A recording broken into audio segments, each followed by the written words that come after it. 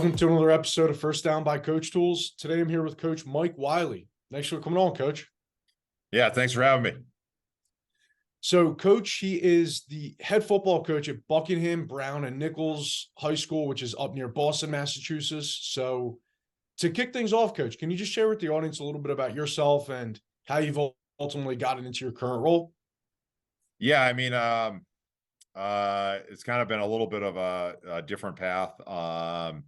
I played at I played in Massachusetts in high school, and then I played at Tufts University. So I went to Tufts University, and then after playing, I played shortly in the Arena Football League. So I played in indoor football, which was fun. A little bit of the Wild West, fun stuff.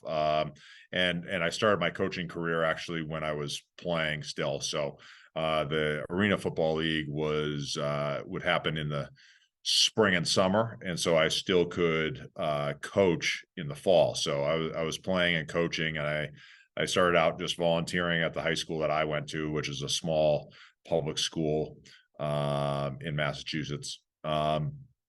From there, I obviously retired as a player, and I was an engineering major at Tufts. So I actually took an engineering job, and it was with a small startup company. So part of the deal with that was, it was kind of shaky, kind of not so sure how it was going to go. So part of the deal was, hey, can I continue to coach football if I work for the startup? And the two owners, it was just the two owners and myself was the only people that were working there. And they said yes, because we don't know if we're going to be able to pay you at the end of the month anyway. So I said, okay, let's do this. So I was coaching, working as an engineer. I did that for about 5 or 6 years. And then at that point, the high school that I was working at, they had a coaching change, and they were approaching me about interest in taking over the program. So I decided to actually reach out to my former college coach, who was the head coach at BB&N at the time, to just kind of pick his brain. His name is John Pappas. So I picked his brain. I was going in to pick his brain about taking a head coaching job. And he said, why don't you come over here to BB&N and take a look at what this is like, we can talk about the job. And what I didn't realize was I was on a recruiting visit to see if I would come over and coach with him, which was one of the best decisions of my life, to turn down that job and really take this job, because I fell in love with the model, because BB&N is a high-end academic school that also has a high level of athletics. And you have great kids that are in it for all the right reasons, want to get a great education, but also want to play football at a high level. So I ended up being an assistant there. And then, when Coach Pappas decided to retire, they approached me about being the head coach. At that same time, I actually made the move from working as an engineer to working in education. So I work at the school too as a teacher. So everything really lined up really well. And so I've been the head coach now, I think 11 years or something like that, 10, 11 years. It's been an awesome run. And, it's a fun deal over here at BB&N. Very cool. So you were right when you said it wasn't the traditional route. So Yep. Can you walk back a few steps and just talk about how your engineering career has helped you as a head coach?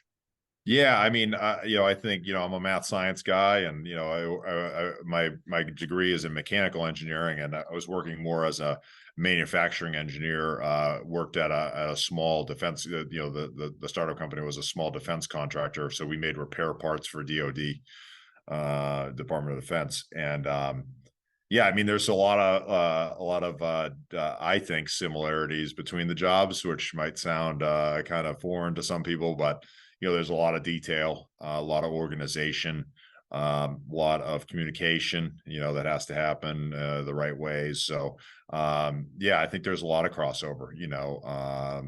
Again, some people, it's funny. Some of my coaches are like, your play sheet looks like, an engineer made it. I was like, yeah, because an engineer did make it, so, but, it's not definitely not rocket science. A guy like me can figure it out. So it's definitely not rocket science, but it might be organized a little differently than some might look at something. Yeah. Well, I think from having these conversations, this is actually episode 55 of the podcast. So I've talked to a lot of coaches, and, to get to your level as a head coach, everybody has to have at least some type of attention to detail. Yeah. And coming from your playing days, I actually played a Division III school too, Gettysburg College. Nice. So, Nice. Yeah. No, yes, definitely.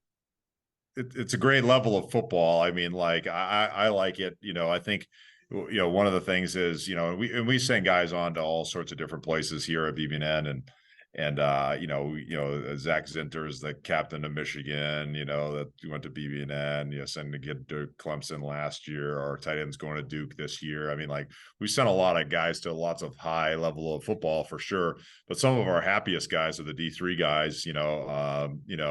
That are getting great educations along with playing football. And one thing about Division III football, I'm preaching to the choir. Every person that's in that program loves football, right? Like they're there for the reason they love football, right? It's not a scholarship, it's not a this, it's not a that. It's because you love playing football, and I think that's what sometimes makes it really special. And it makes those bonds with the players really tight and those sort of things. So yeah, you're preaching to the choir on that level of play, and not to say that all the levels are great and it's fun. And I'm sure we have a guy on staff that was a 3-year starter at Northwestern, and talk about running out a big tunnel and all that sort of thing. It's fun. But he's like, yeah, no, maybe my funnest football days were actually in high school and playing with my best buddies and that sort of thing. And I think you kind of get a similar experience at the Division III level, where it's all the guys are playing for the love of football for sure. Yeah. And I totally agree with what you were saying. My best friends, and I'm only 2 years out of school, but my best friends are the guys that I played Division III college with. So yeah.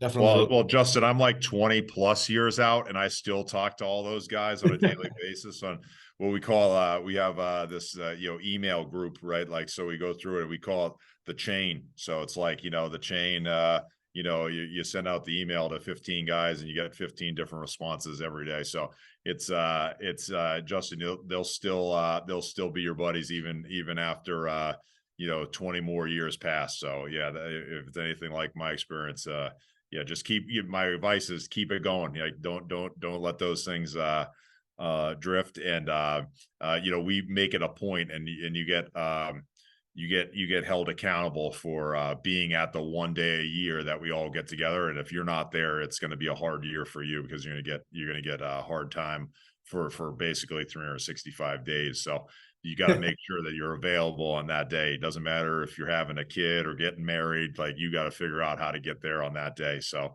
yeah, no, I love it. it's good. It's good stuff, Justin. Keep it up. Keep it up. Yes, sir. Yes, sir. So any words of advice you would have for a coach that maybe is just starting off in the profession? Yeah, I mean, I think I've been lucky. I've been able to learn from lots of really good coaches, work with, talk to. I think, yeah, everyone wants to put their own spin on things, and you should. But I think learning and listening to other coaches is really important. So find people that are successful and able to do things and achieve at a high level, and then find out why. Again, not saying that you have to do everything that they do, and you should always put your own spin on it for sure. But You know, it's about, I've found that a lot of my development has come from talking to really good coaches, hiring really good coaches, working with a lot of really good coaches. That has been maybe the number one piece of my development, that I would say, do that as high, at a high level as you can. I would say that piece would probably be my piece of advice. Awesome. Well, really enjoyed the conversation, Coach. Any last words you want to share with our audience today? No, I mean, I think, you know, it's thank you for having me on here. And, you know, I appreciate what you're doing for football here. You know, it's about, you know, it's a great game. And, you know, it's really about the development of young people. And, you know, we're lucky to be in this kind of profession. And, yeah, no, I appreciate you having me on, and go Knights. Yes, sir. Well, All right. thank you again, Coach. All right, Justin, I'll talk to you soon. Bye.